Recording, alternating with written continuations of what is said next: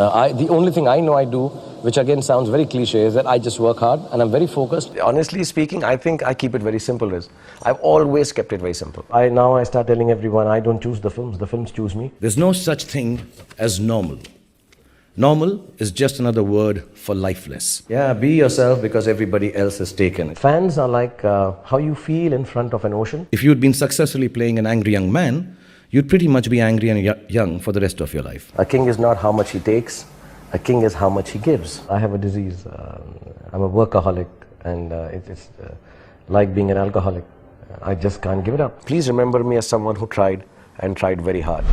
He's an Indian actor, producer, and television personality. He's often referred to as the king of Bollywood, and he's been in more than 80 Bollywood films, winning numerous accolades. He has been described as one of the most successful film stars in the world. He's Shahrukh Khan, and here are his top 10 rules for success. I've never understood why I have become a big star. The only thing I know I do, which again sounds very cliche, is that I just work hard and I'm very focused and I don't look at anything else. There is no peripheral that is important to me. The parties are not important. I'm thankful for them. The posters are not important. I'm grateful for them. The media is not important, but I love them because they've been very kind to me. For me, what has happened is that one shot that I give in front of the camera, that is important. And for last 16 years... Totally focused on absolutely, I just love doing that. Right. I love saying, Dawn ko pakadna mushkil nahi na mumkin. I love it. I can't explain it. I mean, I'm 40 years old. I'll be 41 in about a month's time, less than a month's time.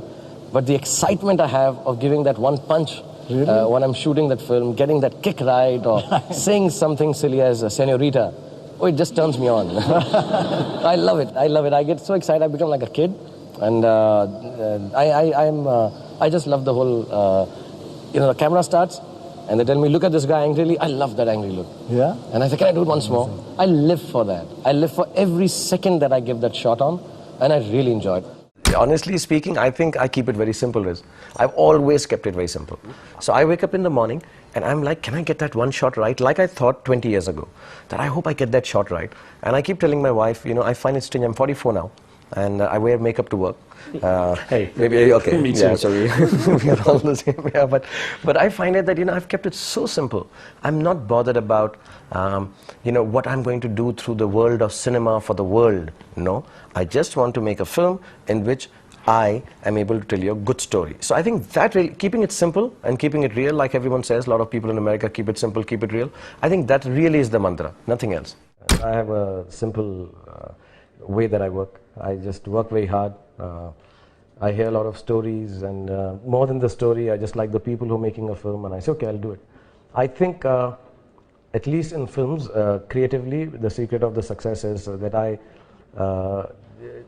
just feel the goodness into it. I have no other reason. I'm not very calculating about the film that I'm doing. I'll be lying if I say I get sentimental about a film, that's why I do it. I would be lying if I say a certain topic touches me and is close to me, that's why I do it. I don't know, I just do it believing in a lot of goodness. And I say, okay, he or she believes it, looks very earnest about it. Like, I haven't signed a new film. I've had offers from some really nice filmmakers and some really nice and professional scripts, and I'm not decided. And then suddenly somebody will tell me, and that's why I do some films which go wrong also. I've never calculated what kind of film to do. And I think maybe that's why whatever the powers that be say, okay, he's doing it with a good heart, so let's just make it do well. I'm quite surprised with the kind of acumen I have for choosing scripts. I have lasted for so long, and that also, so I believe, I guess the people who, now I start telling everyone, I don't choose the films choose me. So it's easier to answer a question like this. I don't choose them, they choose me. So and I just try my best to do it well, and it works. It has worked. Every year I end up having, God has been kind, every year I end up having a film which does very, very well, and for years I've been on charts with the #1 film, #2 film, #3 film, and I'm like, okay. As a matter of fact, it's now strange if I don't make a hit film every year. So I feel like, so there was not enough goodness, so I try and be better next year and try to spread that kind of goodness. And I truly believe, I tell everyone, it's a little spiritual with me now.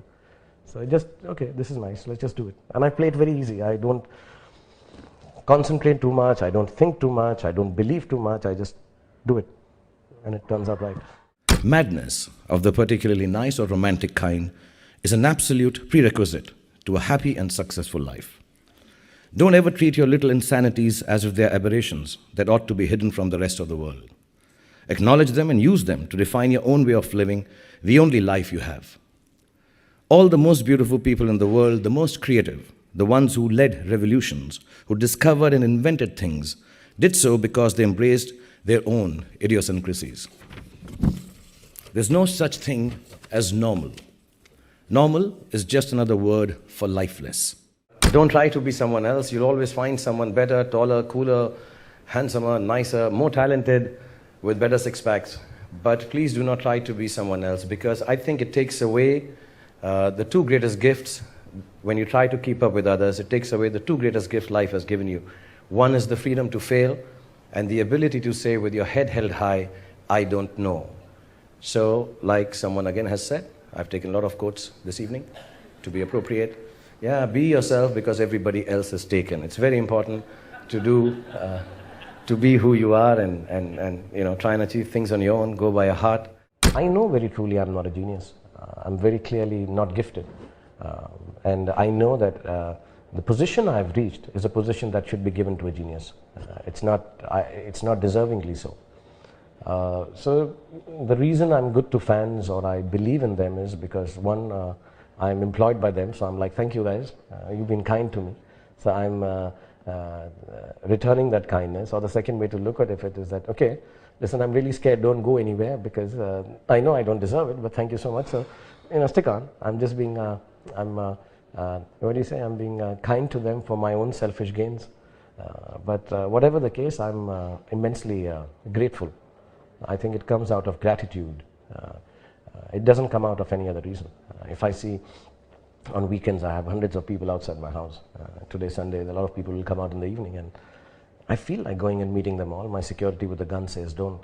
But I want to meet them because, I'm like, I have to thank them.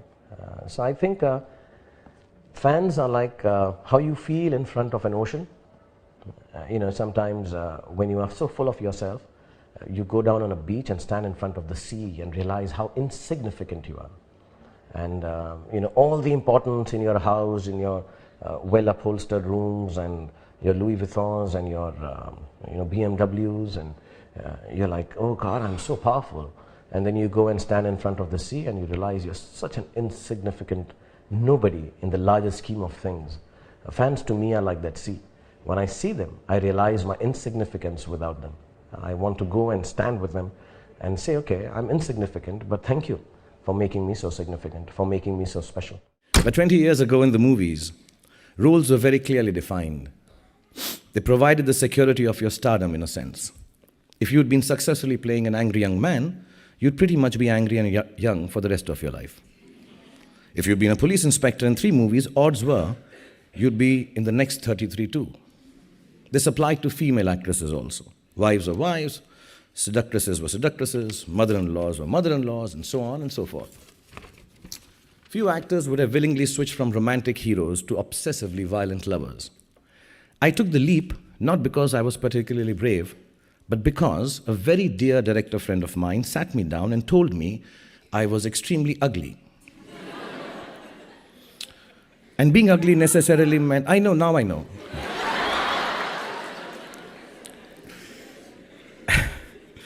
And being ugly necessarily meant I do bad guy roles.